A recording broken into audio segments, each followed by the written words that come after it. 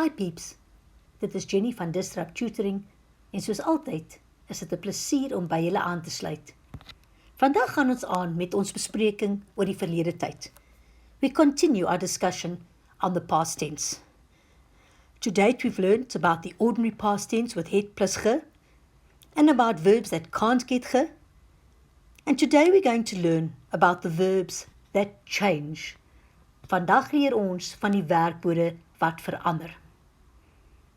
There's a number of verbs that change, and today I'm going to point out two to you. Sin nommer 1 sê, Paul het genoeg geld vir kos. Kom ons onderstreep die werkwoord. Let's underline my verb, het. Now we know that we expect het to go with ge for past tense, but het on its own is present tense. If I translate that sentence, it means Paul has enough money for food. In the past tense, the verb het changes to het gehad. Let's try my answer. A paar dae gelede, a few days ago, verb comes second, het Paul genoeg geld vir kos gehad. Het comes second, the other verb to the end, and het in the past tense changes to het gehad. Sin nommer 2. Al die graad 8's moet die projek voltooi. Wat is my werkwoord in hierdie sin? What are my verbs in the sentence?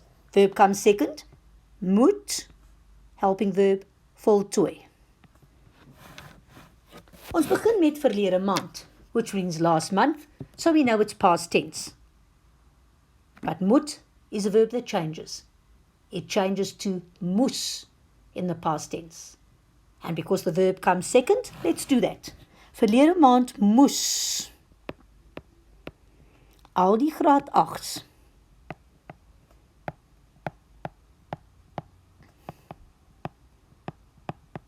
die projek voltooi. There's my verb second, moet changing to moes, and my other verb is at the end of the sentence.